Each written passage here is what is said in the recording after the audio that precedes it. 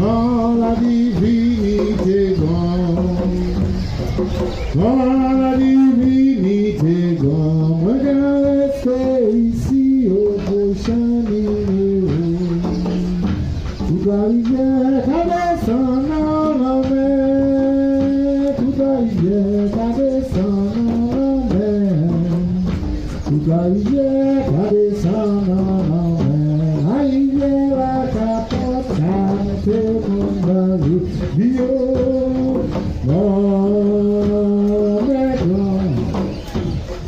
dans la divinité grande, dans la divinité grande, regardez ici au prochain numéro.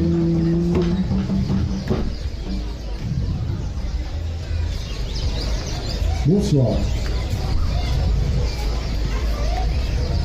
Regarde. Regarde à droite. Regarde à gauche. Regarde autour de toi. Regarde en l'air. Regarde à terre.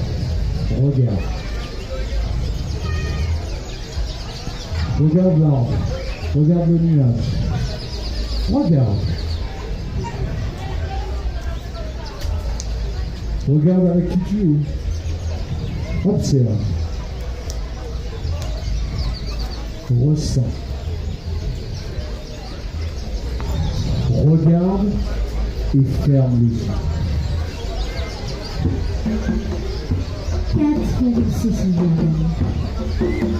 14 milliards d'années, vos yeux sont fermés, il fait noir, vous ne pouvez rien voir du tout, car la lumière telle que nous la connaissons aujourd'hui n'existe pas encore, ni l'espace, ni le temps d'ailleurs.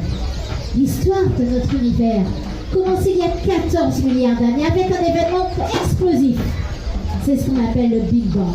Une sorte d'explosion dont l'explication reste encore un mystère, qui disperse toute cette quantité de matière à travers l'espace et le temps. Toutes les particules qui constitueront la matière à cet instant, et il faudra attendre 380 000 ans de ténèbres pour que la lumière enfin puisse s'échapper. C'est le premier univers visible et vous pouvez ouvrir vos yeux. Une galaxie bien particulière s'est formée, c'est notre Voie lactée. Et c'est dans cette galaxie que notre Soleil va naître. Ensuite, Mercure, Vénus, la Terre et Mars. Et à cette époque, comme la rotation de la Terre va beaucoup plus vite autour de son axe, eh bien une journée aurait seulement filé en 6 heures.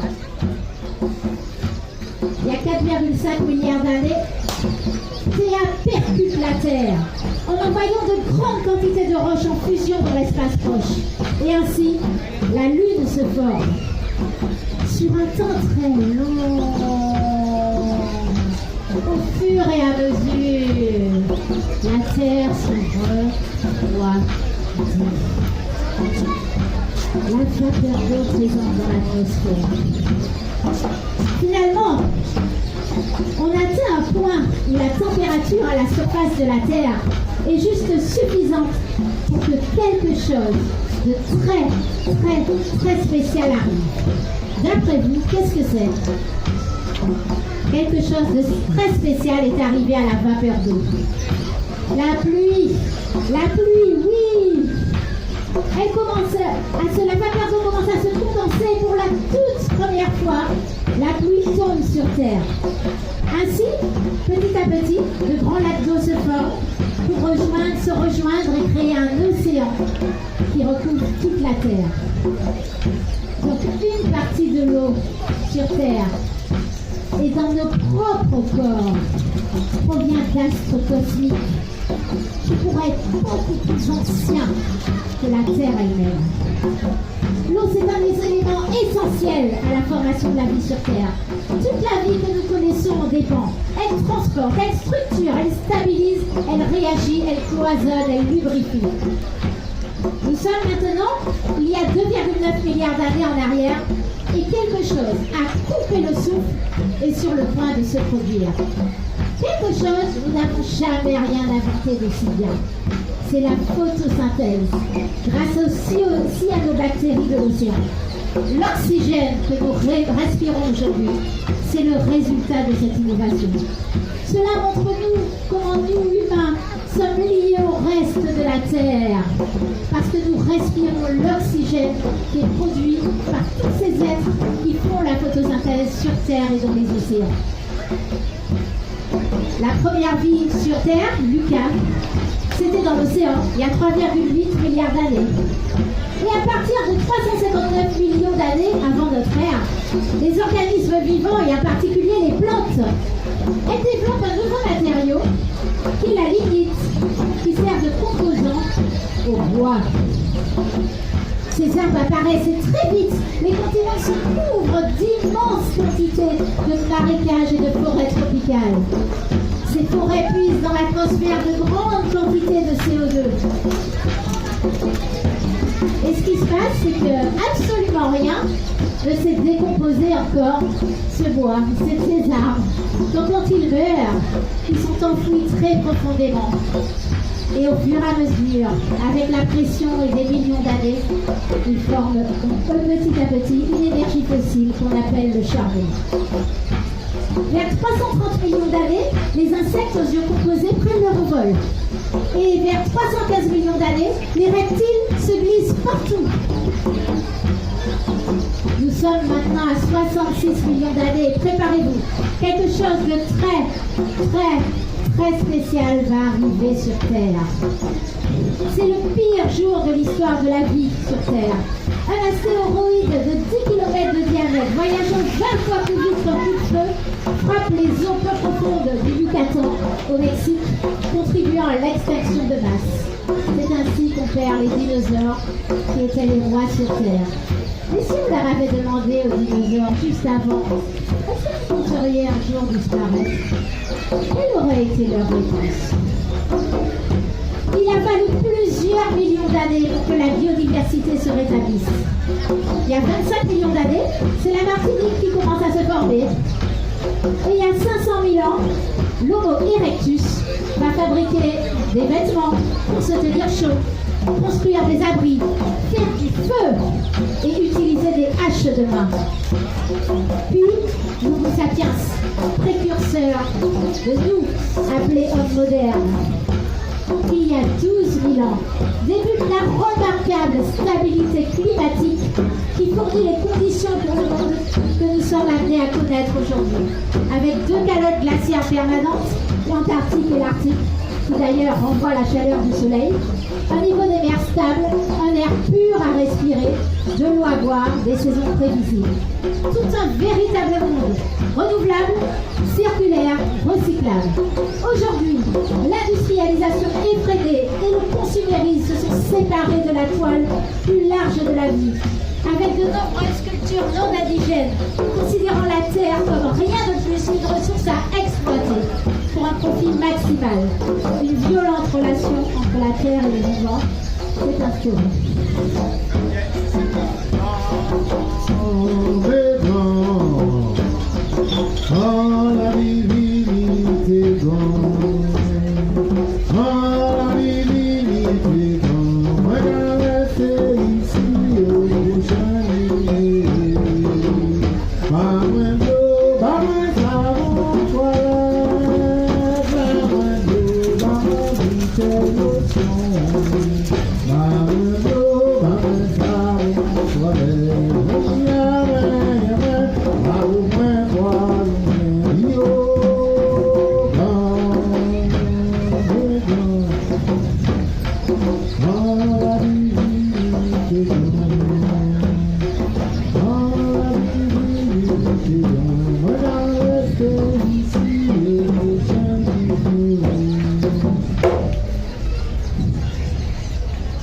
Moi, c'est un pied bois.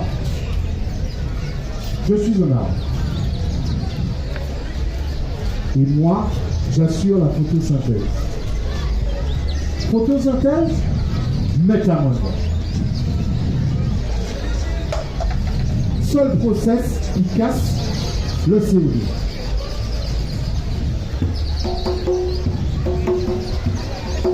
Arbre, air, respiration, photosynthèse.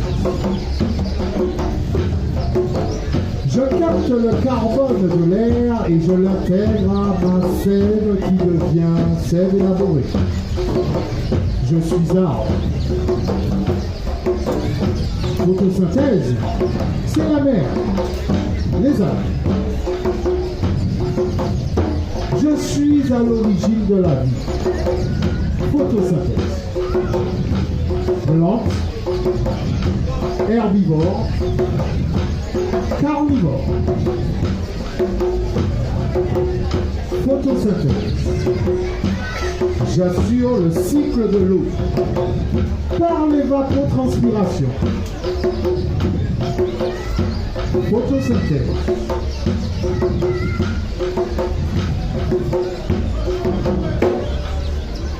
J'appelle l'eau.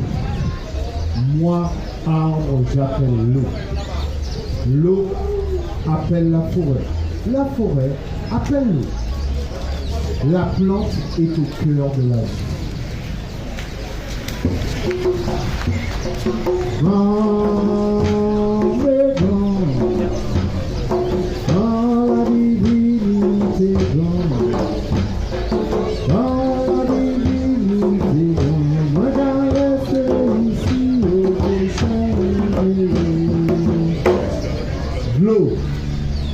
Je suis Naya et il y a 66 millions d'années, j'ai appartenu à un dinosaure et je suis sortie de ces larves et ensuite je suis tombée sur Terre et puis je suis rentrée dans le sol et je suis allée rejoindre ce que les humains appellent une nappe phréatique, c'est-à-dire de l'eau qui est là depuis très très longtemps. Et puis quand je me sentais bien, je suis entrée dans une nappe encore plus profonde, ce que les humains appellent des nappes phréatiques non renouvelables. Et puis un jour, des millions d'années après, je suis enfin sortie et je suis allée à la mer. Savez-vous qu'il m'a fallu 1000 ans pour faire le tour des océans, 1000 ans pour faire tout le tour de la Terre. Et quand j'ai fait tout le tour de la Terre, eh bien, je suis d'abord allée tout au fond de l'océan. Au point le plus profond de l'océan, oui, la fosse des Mariannes. J'ai rencontré des êtres magnifiques, des êtres des ténèbres, et qui sont si beaux et qui sont si coopératifs entre eux, qui développent des choses qui vous surprendraient. Et puis petit à petit, je suis remontée,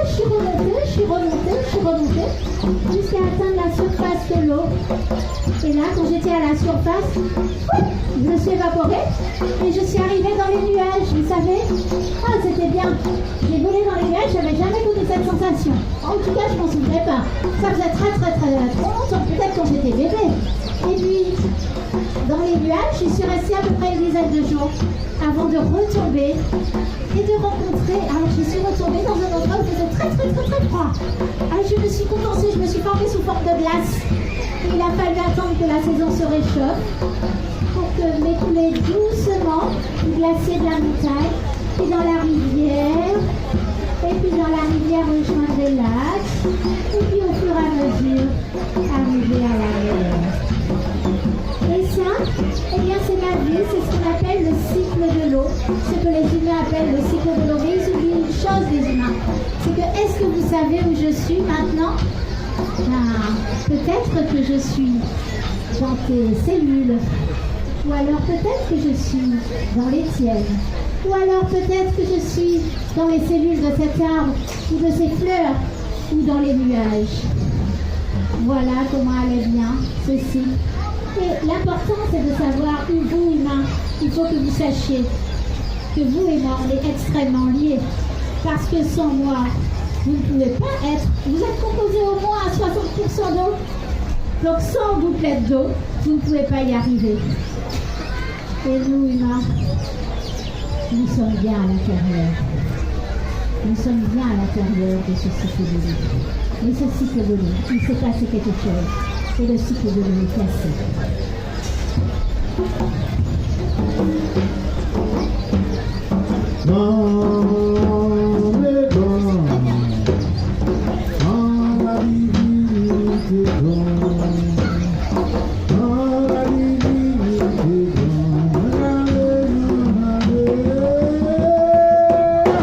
Mais il y a un problème, J'ai un problème. Ah, Katel, prends maman, nous s'assailler. Ah, Katel, prends maman, Katel, prends maman. Ah, Katel, prends maman. Ma fille, j'ai un problème, ma fille. J'ai un problème, ma fille. Les activités aident. Ma fille, j'ai un problème, ma fille. Là! Ma fille, j'ai un problème, ma fille. Moi, Père, je sais répondre. Je réponds, mais il me faut du temps long. Ma fille, j'ai un problème, ma fille. Le souci, c'est l'accélération. C'est trop rapide. Ma fille, j'ai un problème, ma fille. Le vivant dominant. L'homme ne reste pas à sa place. Ma fille, j'ai un problème, ma fille. L'homme s'est mis à l'extérieur. Ma fille, j'ai un problème, ma fille. L'homme pense qu'il domine le vivant. Ma fille, j'ai un problème. L'homme humain extraordinaire et si destructeur. Ma fille, j'ai un problème, ma fille. Son ego est sorti du sacré, de la vie.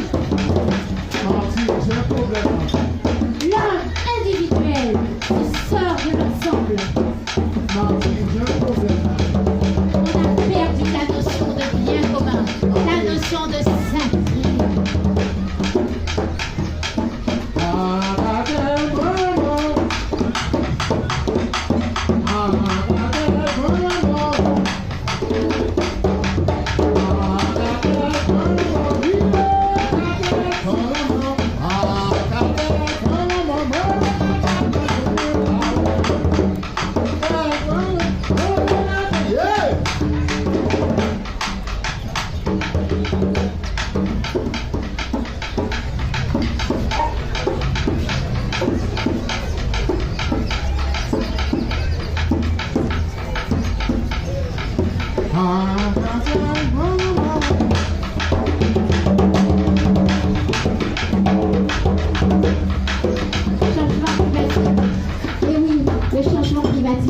Pourquoi en fait le climat change?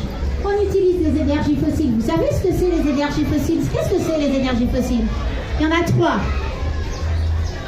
Alors qui peut me répondre? Soyez pas timide. Oui. Le pétrole, le charbon et le gaz.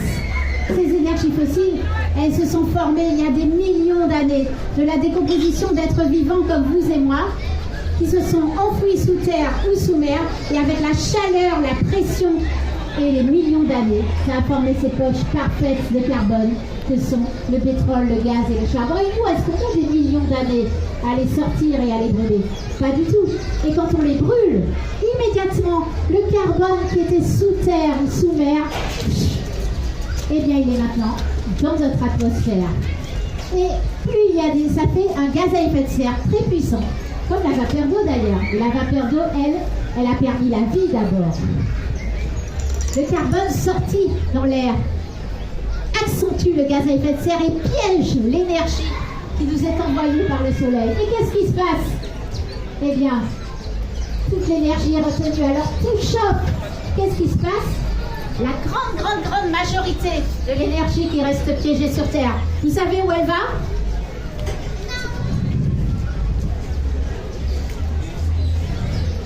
Dans les océans. 91% de l'énergie qui reste piégée sur Terre va dans les océans. 5% va dans le sol et évapore. 3% tape sur la glace. Et seulement 1% qui est notre ressenti du changement climatique. Ça modifie la température de l'air. Et cela, ce n'est absolument qu'un symptôme de la manière dont l'activité dominante des humains s'exécute au quotidien. Qu'est-ce que c'est notre activité dominante? On prend la nature, on l'extrait, on la déroule en monoculture, que ce soit monoculture agricole, que ce soit monoculture de béton, que ce soit monoculture de véhicules, monoculture de tourisme. On la transforme et finalement on l'utilise et quand on n'en veut plus, c'est un déchet. Un déchet, c'est un joli mot de jeter. Et on ne jette rien. Absolument tout reste sur Terre, soit enfoui, soit brûlé et revient sous forme de gaz. L'humain a décomplexifié le vivant. L'humain a voulu simplifier complètement le vivant. L'humain a cru comprendre le vivant, mais il a brisé la machine.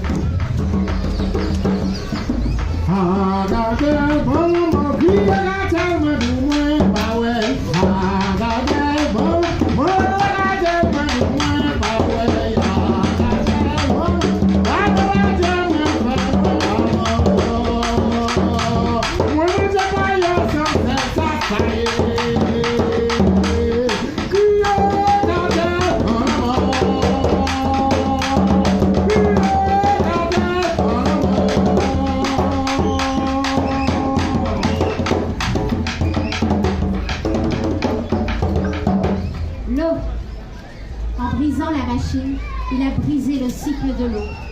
Notre océan dysfonctionne complètement. Et on a perturbé le cycle de l'eau.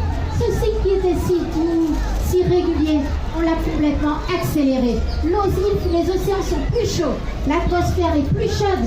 Du coup, il y a plus de gouttelettes qui partent des océans, plus de gouttelettes qui partent des sols, plus de gouttelettes qui partent des arbres. Le nuage se charge plus en eau et quand l'eau tombe, elle va avoir tendance à tomber beaucoup plus fort, à aller beaucoup moins loin et donc à générer bien des inondations. Et on a vu que l'eau était en cycle. Donc s'il y a trop d'eau d'un côté, il n'y a pas assez d'eau de l'autre. Nous sommes dans une dérive climatique qui entraîne des déséquilibres et des stress chroniques. Trop d'eau, vous pouvez retenir ces 4 mots. 5 mots, dérive climatique. Trop d'eau, trop sec, trop chaud, trop humide. Et quand on a ces changes-là, eh bien on n'a pas d'eau potable de disponible. Nos sociétés, notre manière de vivre, de fonctionner, notre système alimentaire, nos territoires, nos vies actuelles sont fondées sur un climat stable. On a simplifié le cycle complexe de l'eau. Quand on regarde une rivière, on ne voit que la rivière, l'eau que l'on voit. On ne voit pas que la rivière, elle descend bien profondément sur chaque berge. On ne voit pas que la rivière, c'est tout l'écosystème à côté des plantes. On ne voit que l'eau. On ne voit pas l'intégralité de ce système. Et en ayant oublié tout cela, eh bien on s'est oublié nous-mêmes.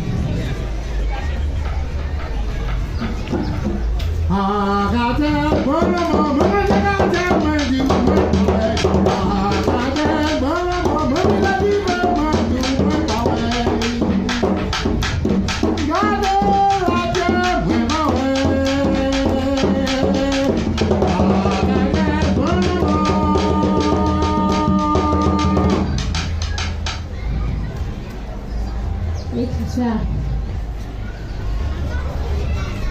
Absence de diversité.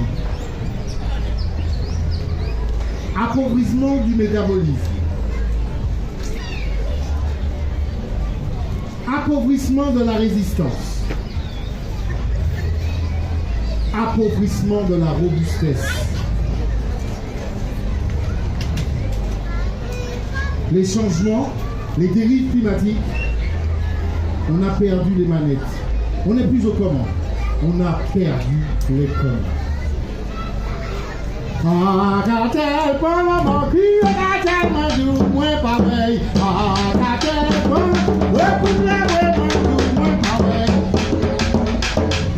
Gâte la Dieu, moins pareil. Gâte la Dieu, moins pareil. Ah, mon dodo. Ah, mon dodo,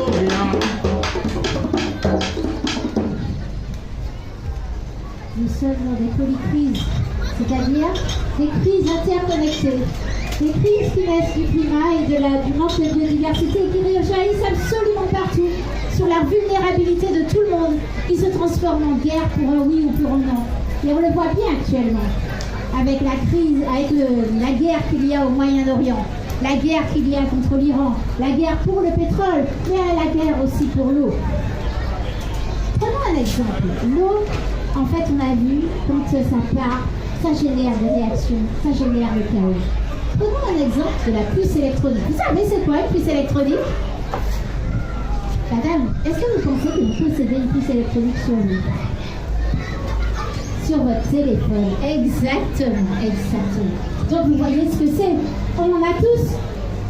Ok? Pour en fabriquer une, elle se fabrique principalement à Taïwan. Non seulement il faut plein de minerais, mais en plus, il faut 60 piscines olympiques. Vous voyez des piscines olympiques? 60 piscines olympiques jour remplies d'eau pour les fabriquer. Donc quand il n'y a pas d'eau, la production s'effondre. Il y a eu des grosses inondations en Thaïlande et en Malaisie. Ça a noyé les usines d'assemblage. En plus de noyer, bien sûr, les pauvres personnes qui y habitent. Mais nous aimons voir, nous, en Occident, les choses d'un point de vue de ce qui nous intéresse. Et ce qui nous intéresse, c'est la puce électronique, n'est-ce pas? Sans eau, sans gaz. Actuellement, il y a un problème de gaz. Parce qu'en Iran, eh bien, l'Iran a attaqué une partie du gaz du Qatar. Une partie du gaz des champs pétroliers de gaz sont fermés. À répliquer, pardon. Une partie des champs de gaz de essayer. Ce gaz était tellement parfait qu'il permettait de fabriquer les puces électroniques. Un tiers du gaz passe par là, par le chemin actuellement. Sans compter les obsolescences programmées avec les intelligences artificielles et tout le reste. Les grands perdants, pour la petite histoire, ce sont les véhicules électroniques, les véhicules électriques, pardon. Ils n'auront pas assez de puces. Et le problème, c'est que le prix des puces va monter. Et quand le prix des puces va monter, qu'est-ce qui va se passer? Tout va devenir beaucoup plus cher. Et comment est-ce qu'on va faire? Qui sera en tout, si on ne fait rien, qui sera à nouveau privilégié? Qui sera à nouveau pris de manière injuste? L'injustice et le manque d'équité de nos civilisations se montrera encore une fois. Et tout ça pourquoi? Pourquoi en fait? Nos générations, eh bien, on dit que les générations actuelles regardent tellement d'écrans qu'elles ont un QI moins développé que celles de leurs parents. C'est la première fois que ça arrive pour les humains. De l'abrutissement. Tout ça pourquoi? On pourrait se poser la question à chaque fois. Tout ça pourquoi? Nous sommes dans des endroits de points de bascule où plein de points sont quasiment atteints. Et vous savez, est-ce que vous avez déjà soufflé, monsieur, dans un ballon de baudruche? Non, jamais. Est-ce que quelqu'un a déjà soufflé dans un ballon? Oui? Est-ce qu'il a déjà éclaté votre ballon? Au moins une fois, oui. Quand il a éclaté, est-ce que vous aviez soufflé particulièrement fort? Pas particulièrement. C'était le dernier souffle, le souffle de trop, qui a fait lâcher le ballon et qui l'a mis dans un autre état. C'est ça les points de bascule auxquels nous sommes en train de faire face. Je vais juste terminer par une chose. Nous sommes en faillite globale de l'eau, c'est-à-dire qu'on a beaucoup parlé de changement climatique, mais n'oubliez pas que c'est d'abord la manière dont on déroule nos activités. Et ce qui menace l'eau, c'est d'abord la pollution emmenée par l'agriculture conventionnelle et les mines. C'est d'abord ça.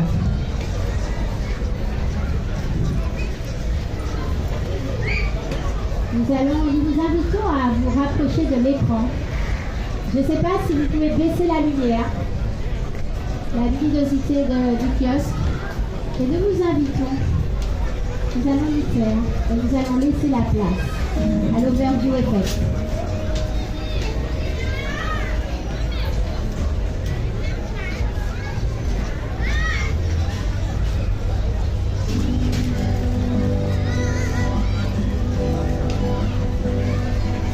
Pour la première fois, j'apprends à te regarder autrement. Prendre de la hauteur, c'est apprendre à t'observer dans toute ta beauté. Parfois, garder trop les pieds sur terre nous empêche de te voir. C'est un peu comme si on jugeait les êtres que depuis la surface de leur peau. Tu portes en toi tes eaux primordiales, enfouies, infiltrées dans tes failles, battant au rythme d'un magma en fusion, dessinant des continents, réveillant les volcans. Ô venue du ciel, poussière stellaire, elle te teinte d'un bleu profond, illusion d'abondance face à Mars ou Vénus. Et pourtant, tu t'assèches. Ton bleu se ternit sous le poids du plastique, du prélèvement sans conscience. Tes nappes millénaires sont vidées. Ton axe même se dépasse. Le cycle de l'eau s'emballe, et puis tombe d'un coup, les rivières s'effacent. L'eau se cache dans tes profondeurs, et tel que l'homme t'a traité, tel il est traité à son tour. Sécheresse, inondation, feu. Mais il est temps, aujourd'hui, temps d'un éveil bleu. Reconsidérez-nous non pas comme une ressource, mais comme un lien. Un souffle, un parfum, une danse. Laissez l'eau circuler, libre, aux nuages, au sol, des forêts, aux océans. Rappelez à chacun que l'eau n'est pas un bien, mais un vivant. Un être fluide, mémoire en mouvement, reliant les êtres, les cycles, les terres. Elle murmure encore à qui sait écouter. Elle persiste sous les pierres, dans les racines, dans les larmes, car tu n'es plus seul. Les êtres se lèvent, conscients, aimants, fragiles, mais déterminés. Ils avancent sans tapage, mais avec foi. Ils savent que ce n'est plus quand, mais comment agir. Ce n'est plus une transition qu'il nous faut, c'est une révolution. Une révolution bleue. Elle commence ici, maintenant, dans chaque souffle conscient, dans chaque choix d'avenir, dans chaque geste de soin, rendu à l'œuvre.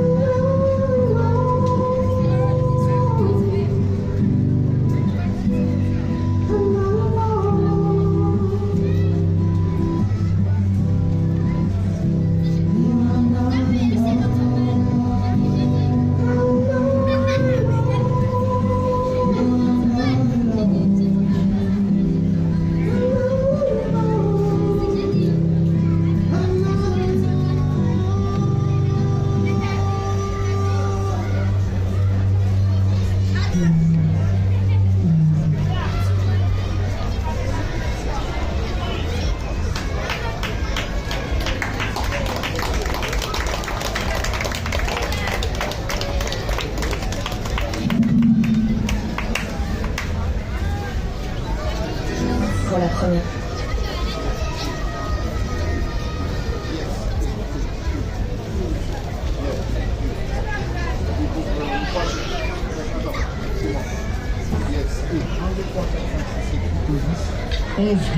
Yeah. Je veux bien remonter un peu. Yes. Mesdames et messieurs, là maintenant j'ai besoin de votre concours. Est-ce que tous ensemble, tout le monde peut faire? Terre, bois, de l'eau. Terre, bois, de l'eau. Terre, c'est bois, bois, c'est de l'eau. Aïe, aïe, aïe. Terre, bois, de l'eau. Terre, bois, de l'eau. Terre, c'est bois, bois, c'est de l'eau. Aïe, aïe, aïe. Chantez, bah, moi, répondre la voix, aïe, maman. Quelle jolie manière, Martinique, aïe, aïe, aïe. Chantez, bah, moi, relez, bah, moi, aïe, maman. Quelle jolie manière, Martinique, aïe, aïe, aïe. Répondre la voix, aïe, maman. C'est maman, la joue, la voix, aïe, aïe. Jolie manière, jolie façon, aïe, aïe. Aïe, oh, bah,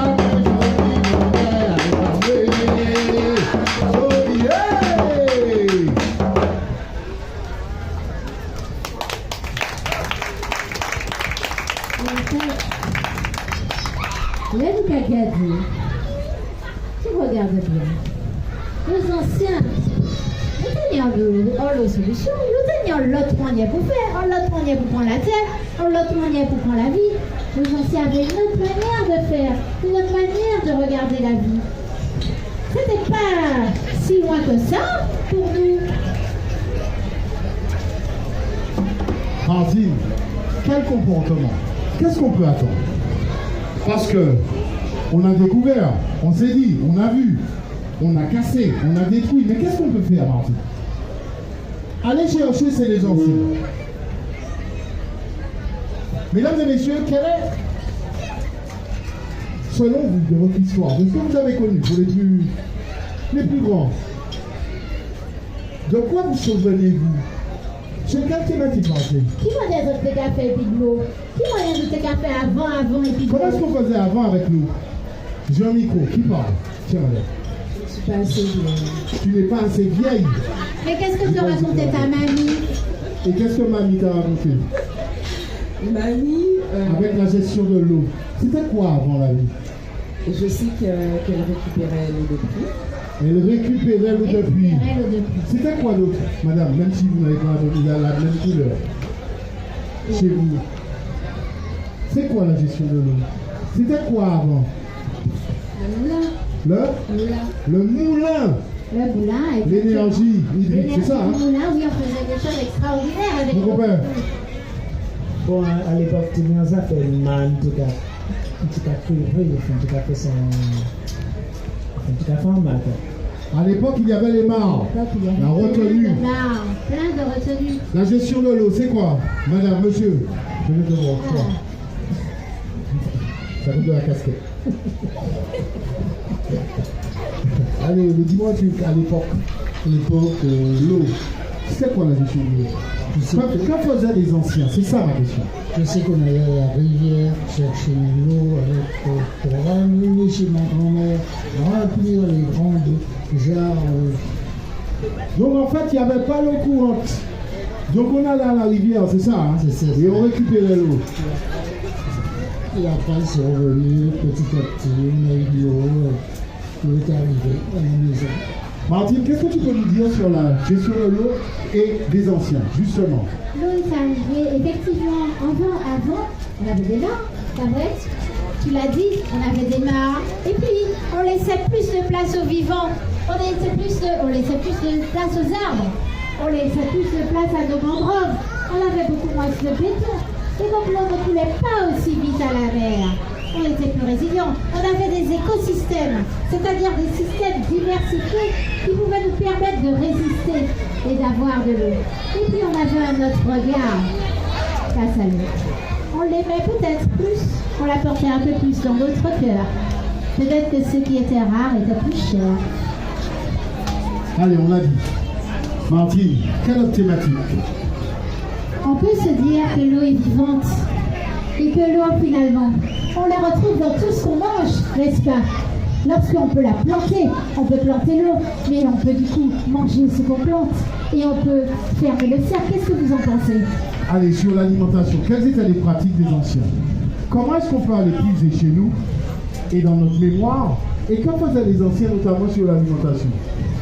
Jardin créole. Le jardin créole. Jardin Bocaille. C'est ça, nous pouvons. Qui va nous planter ici? Est-ce qu'il y a qui a Non, mais planté? lève la main, monsieur. Si tu plantes, lève la main. Voilà, on plante à la maison. Quoi d'autre? Tiens, champion, c'est à cause du chapeau. Alors, les anciens, sur l'alimentation, quelles étaient les bonnes pratiques? Le compost, je me dis, madame. Le compost. Donc, la non-utilisation. Il n'y avait pas de déchets. Il n'y avait pas de déchets. On prenait et on remettait dans le jardin pour renourrir à nouveau les sols. Et c'est le fait de nourrir les sols qui permet de retenir l'eau et de redonner la vie. Et puis d'avoir de belles plantes qui derrière nous nourrissent. On remet le cycle en place. Et on le fait en cohérence avec nos saisons et en cohérence avec nos énergies, en cohérence avec notre terre. Allez, on continue. T'es bois d'eau, aïe, on va moins joli, mon aïe, aïe, aïe. T'es bois d'eau, Répondre à brillant, moi, aïe, maman. t'es bois d'eau. T'es maman, là, répondre à moi, aïe, maman. Très joli, mon aïe, la vérité, aïe, aïe. Moi, ça plaît pour mon papa, aïe, maman. Moi, ça plaît de ma pays, aïe, aïe, aïe. On a quoi d'autre? Si on va chercher dans la vie d'avant, pourquoi la vie d'avant d'ailleurs? Pourquoi est-ce qu'on va regarder les Parce que anciens? nous inspirait, mais peut-être aussi on pourrait mêler la vie d'avant et notre vie. Parce que c'est vrai qu'ils avaient de chouettes pratiques, mais c'est vrai que nous aussi on peut en avoir. Pas vrai? Il y en a qu'on perpétue et puis on rajoute nos connaissances aux connaissances des anciens. Et ainsi, le cycle de la vie continue. Parce que c'est bout par bout. C'est pas qu'on invente des choses, on poursuit le travail, on poursuit le chemin. Et pour poursuivre le chemin, pour arriver à remettre la nature, eh bien, il faut s'inspirer aussi à la fois de ceux qui existent, de ceux qui font déjà et de ceux qui sont en train de créer. Allez Martine, moi j'aime bien. Donne-moi une autre thématique. Qu'est-ce qu'on peut regarder chez les anciens? Alors, manquez pas votre livre, en bas écrit ici, là. J'en dis là, on les artichauts. Elles ont ouais, côté de nous, il fait pipi et caca. Côté de nous, il fait pipi et caca. Ah, dans toilette Ah, je l'ai entendu. Ah, c'est toi qui as dit ça. Tu n'as pas le droit. Qui a dit ça, toilette sèche? Toilette sèche. Toilette sèche. Voilà, super. Toilette sèche. Alors, je vais vous raconter une petite histoire, une petite anecdote. Heureusement que ma fille n'était pas là, parce que sinon elle me dit, ah non, maman, t'as dit ça, fais pas. La fille n'a connu que les toilettes sèches dans sa vie. Quand elle va elle appelle les autres toilettes, qu'on connaît nous, les toilettes mouillées. Quand elle y va, elle dit, ah, maman, c'est dégueulasse. Ça pue et puis ça rebondit. Alors je vous fais part de ça parce que souvent on se dit, oh ben non quand même, on va pas changer parce que c'est pas acceptable. Mais vous savez, quand on a connu autre chose, eh bien c'est parfois le reste qui n'est plus acceptable. Et c'est ça aussi la magie peut-être. Rendre nos pratiques qui sont pas bonnes, comme par exemple faire pipi dans l'eau, c'est pas bon pour l'eau, c'est pas bon pour l'océan, pipi et caca. Dans l'eau, c'est pas bon pour l'eau, c'est pas bon pour l'océan, c'est pas bon pour la terre. Ça a besoin de retourner à la terre pour recycler, pour cycler. Parce que toute la vie est un cycle. Allez, maman est là. L'idée c'est que il y a des problèmes. Ok, c'est pas facile, mais nous avons Qui envie ça de d'autre qui a ressources. proposé? Qu'est-ce que vous proposez? Alors, quelles sont les bonnes pratiques? Donne-moi une idée, tiens Mathieu, tu es là. Les bonnes pratiques, pourquoi? Qu'est-ce qu'on Qu'est-ce que pourrait t'as envie de transformer? faire? Voilà. C'est ça, hein? C'est ça, Martine. la question. Oui. Qu'est-ce qu'on pourrait transformer? Qu'est-ce qu'on peut faire pour transformer notre comportement? Chacun a réfléchi en bagage, ça ne dit pas d'être trop longtemps devant ma cul. Pour transformer notre commun, pour transformer notre univers, pour transformer notre collectif, notre puissance de vie. Contempler. Waouh, admirer. Il y a un point là. On voit les Contempler, respecter le vivant. Alors, on va passer à côté comme ça. Quoi d'autre? Madame, je viens encore. Moins d'engrais, d'intrants. Moins d'engrais, d'intrants. Donc, en fait, le recyclage, le temps. Allons respecter un peu plus de temps. Allons mettre de la lenteur de notre modèle. C'est ça? Monsieur, je viens non, toi. si, C'est pour la chemise. C'est pourquoi? Alors, moi, je veux savoir, selon toi, qu'est-ce qu'on peut faire, qu'est-ce qu'on va utiliser chez les anciens, les pratiques, qui seraient bonnes pour, qui seraient favorables à la transformation. Transformation de quoi? D'amélioration. Alors, il m'a posé des questions, aide-moi, Martine. Il faut savoir qu'est-ce qu'on veut changer. Alors, qu'est-ce qu'on veut changer, Martine? Tiens, voilà une belle question. Qu'est-ce qu'on veut changer? Par exemple, on a un gros problème qui est face à nous, vraiment, c'est l'eau. Je vous le dis, on arrive devant un été, des grandes vacances, qui seront vraiment, grandes vacances et septembre, où on risque d'avoir ce qu'on appelle un phénomène d'El Niño. Donc une sécheresse beaucoup plus forte qu'habituellement. Vous vous souvenez la dernière sécheresse? La dernière fois qu'il y avait très chaud chez nous, c'était quand? En ce moment, même. En ce moment, eh ben non, c'était 2023. 2023, partout sur la planète, il a fait très chaud. Aussi, et en ce moment aussi, il fait la très Côte chaud. Caraïbe, eh ben, on connaît une forte sécheresse. Et c'est vrai. Et tu vois, pourtant, c'est l'année 2024, c'est la plus chaude de l'année. C'est la plus chaude connue sur Terre. L'année 2025, un tout petit peu moins chaude, et tu as raison. L'année 2026, on n'a pas encore viré en El Niño. Et comme dit madame, sur la côte, les températures sont énormes. Et vous savez pourquoi? Parce que les océans sont déjà en surchauffe. Donc on a un problème d'eau. Alors, je vous demande, si on a moins d'eau qu'habituellement, et c'est pas... Il y a quelque chose que vous n'avez peut-être pas bien dit, c'est pas juste fermer le robinet, c'est considérer que le passé qu'on a connu n'est plus, il est derrière nous. Là on fait face à une nouvelle situation. Alors armons-nous et allons chercher tout ce qui peut nous servir, tout ce qui peut nous être bénéfique pour passer ça avec le moins de vulnérabilité possible. Alors qu'est-ce qu'on pourrait faire pour nous, monsieur? Reboiser. Exactement. Reboiser, planter. Qu'est-ce que tu as dit, monsieur? Tu as levé le doigt. Arrêter de bétonner. Vous avez les solutions. Permettre à l'eau de repénétrer pour nourrir la nappe phréatique. Je disais comme monsieur, effectivement, de permettre à l'eau de retourner au sol et d'arrêter de bétonner, d'arrêter de construire au bord de mer. Allez, qui me dit un truc? Tiens. Nous sommes la zone la plus artificialisée de France. La deuxième zone la plus artificialisée de France. La première, c'est la région parisienne, l'Île-de-France. C'est Clotilde, c'est ça? C'est comment elle s'appelle? Je vais l'afficher là. Faire le tri. Alors, attention à faire le tri. Faire le tri, excuse-moi. Je vais être franche ce soir. Faire le tri, c'était bien il y a 60 ans. Là, maintenant, nous avons passé en étape 890 000 conteneurs qui arrivent dans les ports là. 196 000 conteneurs. Problème là, déchets, tous ces déchets-là, ils ont laissé conteneurs. Ok? Donc, c'est pas faire tri. Parce que faire tri, c'est repartir dans un cycle. Les industriels, nous ont mis dans la tête de faire le tri. C'est arrêter de posséder. Descendre la matière, descendre ce que l'on possède. Alors, est-ce que vous êtes d'accord, mademoiselle, pour reformuler le faire le tri?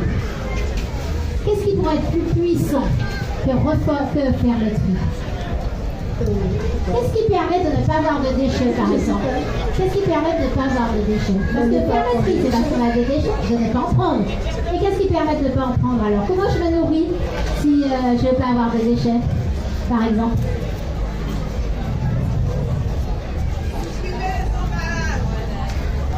Et où est-ce qu'il n'y a pas d'emballage? Où est-ce qu'il n'y a pas d'emballage? Où est-ce que j'achète et du pain ni emballage? Au marché, chez mon agriculteur, chez la personne qui produit. C'est chez elle que je dois acheter. Ce qu'on appelle le circuit court, l'en-main et puis l'en-main. En l'en-main qu'à la vélote, c'est comme ça nous qu'a fait. Et c'est comme ça nous ça fait.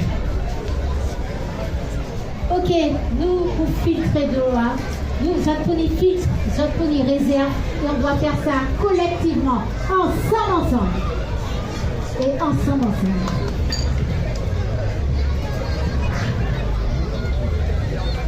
Ensemble, il y a une chose qui nous a toujours reliés dans l'humanité. Vous savez ce que c'est? Dès qu'on l'a inventé, depuis qu'on l'a inventé, on a aimé se retrouver autour. On a aimé faire des contes autour quand on l'a allumé. De quoi s'agit-il? C'est à la fois une puissance diabolique et fascinante, qui relie les hommes, qui maintient le lien social, un peu comme la rivière. C'est d'ailleurs l'être face à face de l'eau.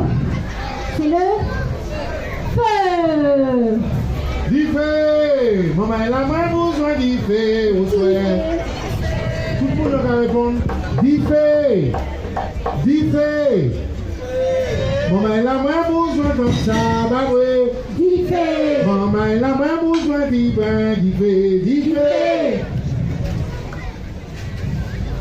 Du feu, maman elle a répondu ça pour moi y aller. Du feu. Maman elle a répondu ça pour moi rouler. Du feu. Maman elle a répondu ça pour moi monter. Maman elle a répondu ça pour moi y aller. Maman elle a répondu ça pour moi monter. Maman elle a répondu ça pour moi vivre. Maman vous a dit de vivre ensemble. Maman vous a dit de vivre ensemble.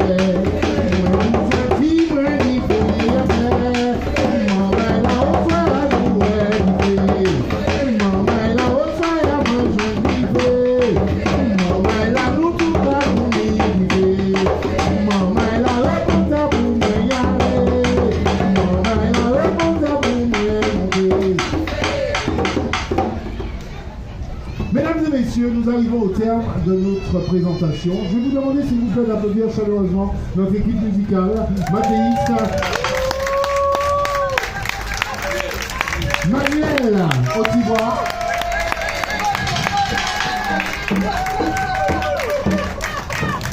Martine Leroux, en voix première,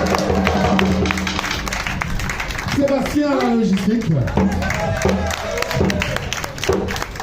Et Renaud Menard. Et voilà, au travers de cette... merci à vous. Au travers de cette présentation, voilà ce qu'on souhaitait faire, c'est vous présenter un certain nombre de réalités, vous transmettre l'idée que nous sommes, nous, porteurs de solutions et de résilience, de changement. Et surtout, on voulait ramener une notion qui est peut-être un peu oubliée, c'est la logique de robustesse. Soyons robustes. Et Martine, être robuste, c'est ramener de la lenteur. Ramener de la lenteur. Alors arrêtez de vouloir aller vite. Ouais, c'est clair. Comme la photosynthèse. Et c'est pour ça qu'on a pris l'exemple de la photosynthèse. C'est un acte, en fait, qui est très... On dirait qu'il est sous-optimal dans notre langage à nous. Il faillant. C'est-à-dire qu'il a pris le spectre le plus fin de fonctionner. Mais ce qu'il a pris comme spectre, c'est celui qui nous fait fonctionner le plus lentement.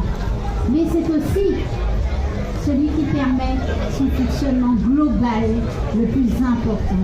Il a choisi le collectif au lieu de l'individu.